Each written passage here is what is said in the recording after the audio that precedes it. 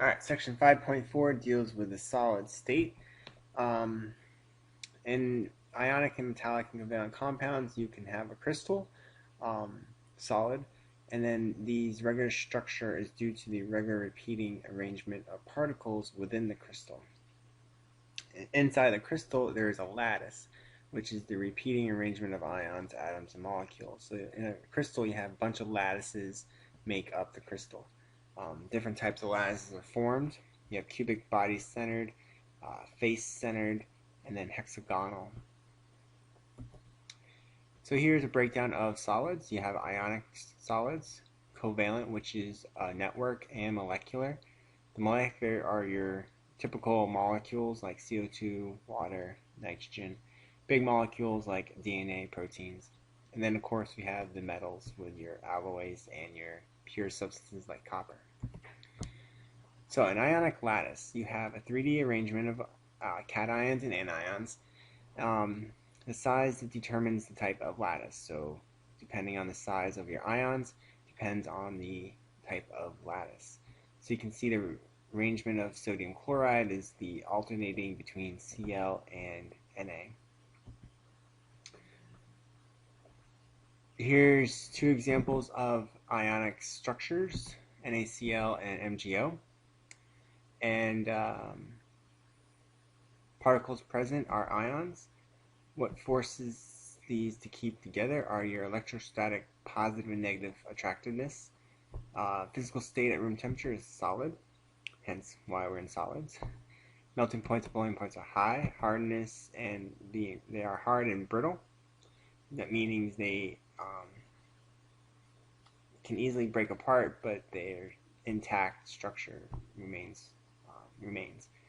Only conductivity is in liquid state, and they are mostly soluble in water. So melting point and boiling point. So why different melting points and boiling points? Again, you need energy to break apart these strong attractive forces, and that attractive forces depends on how many electrons get transferred. So which of these compounds would have the higher melting point and boiling point? In NaCl, you have one electron transfer between each Na and Cl. In MgO, it's two.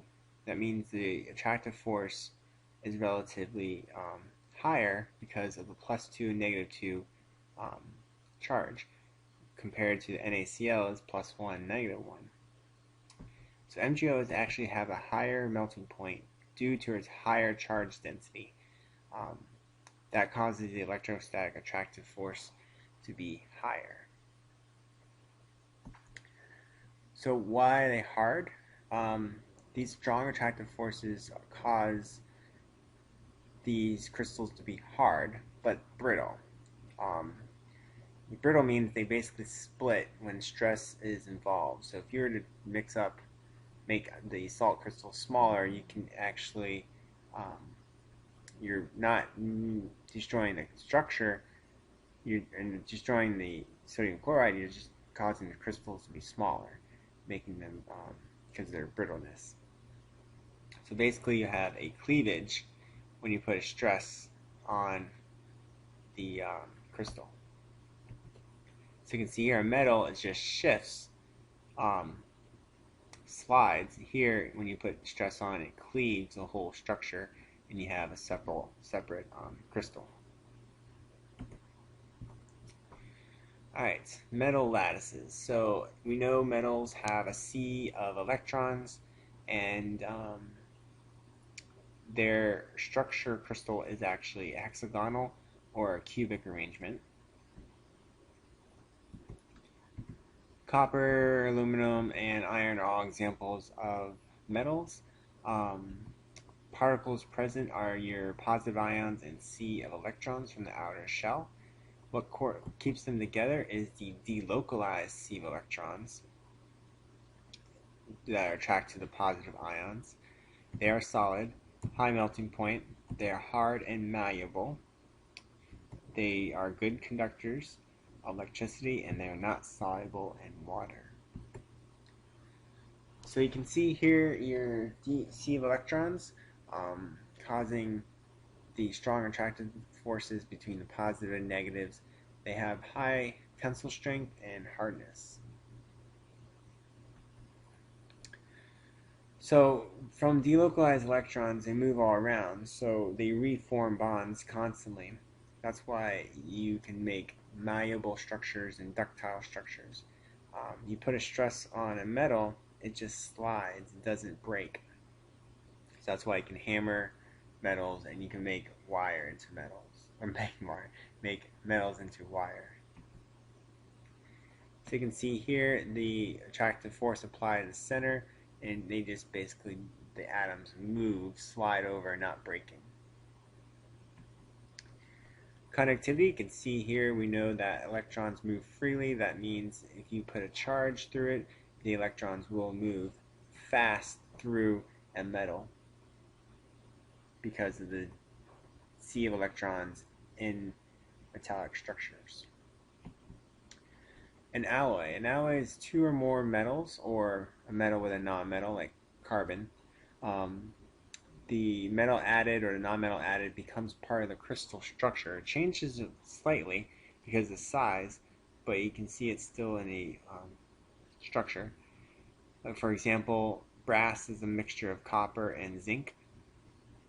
The reason why you make alloys is to make them stronger, malleable, different properties. So you use in musical instruments, ornaments, household items, jewelry, stuff like that.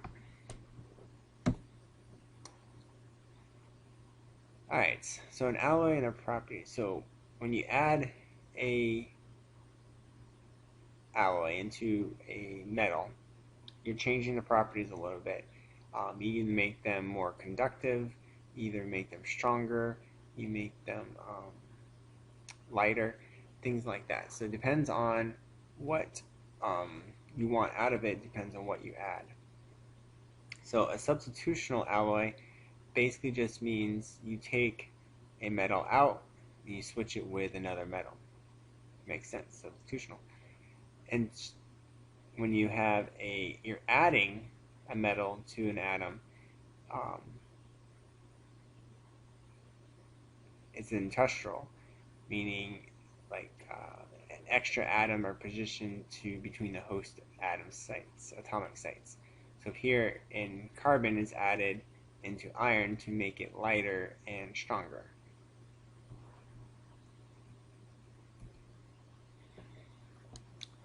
So why is brass stronger than pure copper?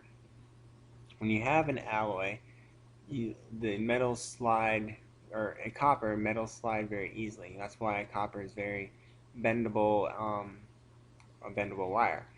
When you add zinc to it, the layers cannot easily be slid. They don't slide very easily. Therefore, it's a stronger metal compared to pure copper. Alright, aluminum. Aluminum's soft, it's ductile, it's high electrical and thermal conductivity. It doesn't have a lot of strength.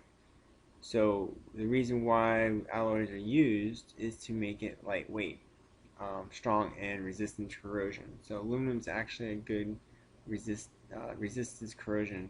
So you add copper, magnesium, silicon, manganese to help with the properties. Low in density, which is good. That means it's lightweight, but high in strength. Use this in aircraft, cinder blocks, car engines, bicycle frames. If you really want to get into bicycle frames, you get carbon fiber. But it's definitely an important element to use because of its lightweight.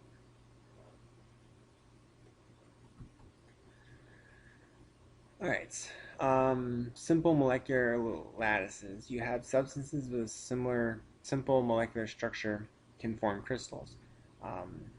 This is because of their regular repeating pattern. So when you have non-repeating patterns, you're not going to have a crystal. So for example, this would be iodine. Iodine, what holds iodine together is van der Waals forces, so the crystal isn't the strongest, but the reason why it's solid is because it's a large radius, which has large electrons.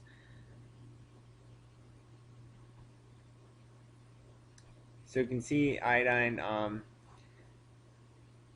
form in a regular repeating crystal. Weak van der Waals forces between the molecules equals the distance between the molecular, means that the distance between the molecular is large because of the size of iodine. There's a strong covalent bond between the atoms.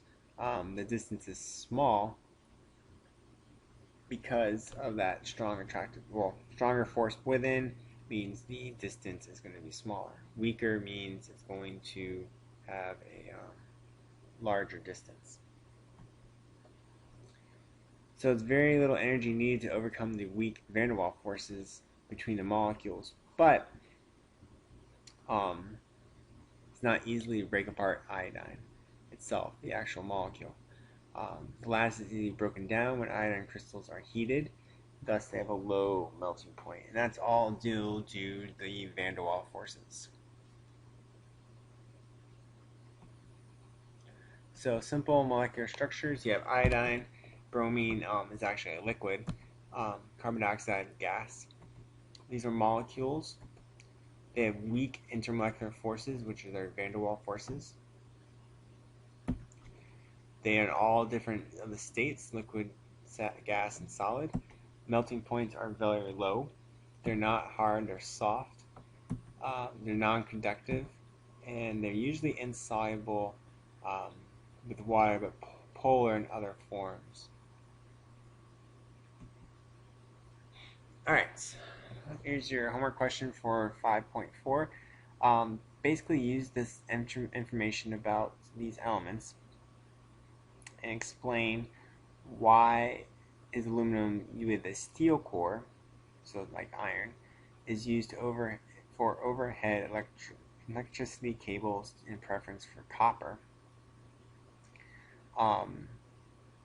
And then suggest why many car engine blocks are made from aluminum alloys rather than steel. Alright. Last structure, your molecular lattices. So covalent bonded, because it's molecular, through the whole structure. Here you have atoms,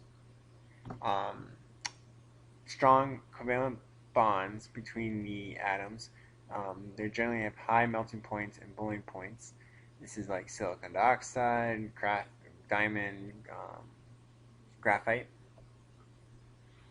Oh, here they are. Diamond, graphite, and silicon. So in elements such as carbon and silicon, they have giant molecular structures. You can see they are pretty well arranged. These are all allotropes, or graphite and diamond are allotropes of each other, meaning they have different crystalline forms with the same element.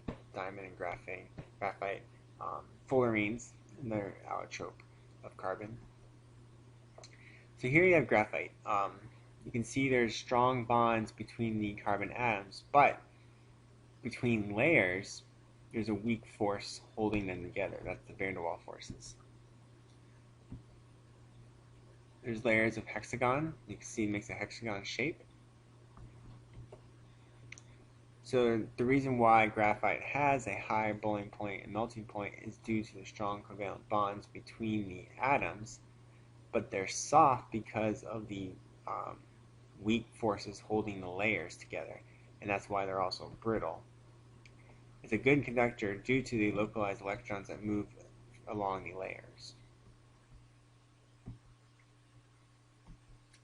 Diamond has 4 carbon bonds. It's a crystalline, high melting point and boiling point due to its covalent bonds, and it's really hard because of the there's no layers here. It's 3D network, which is called a tetrahedral shape. Tetrahedral, just like they do with methane. is not conductive because all electrons are being involved in the covalent bonding, unlike the graphite, which has the extra electron delocalized, and that's why you can have conductivity, but you have a weak force. And silicon dioxide, good old sand, glass. It's very similar to the diamond. It's a quartz, so it's kind of like the same idea. Obviously not as valuable, but pretty strong. But not as strong as diamond. So graphite, diamond, silicon dioxide are all examples. These are atoms that are present. They're strong covalent bonds. They're solid at room temperature. Melting points are very high. They're hard, very hard, but graphite is brittle. Non-conductive except graphite, and not soluble at all. Alright, last question is to explain the following properties of silicon dioxide, or SiO2, by referring to its structure and bonding. So explain why it has a high melting point, explain why it does not conduct electricity, explain why it's a crystalline solid, and explain why it's hard. Alright, we'll go over these questions in class, if there are any questions, and then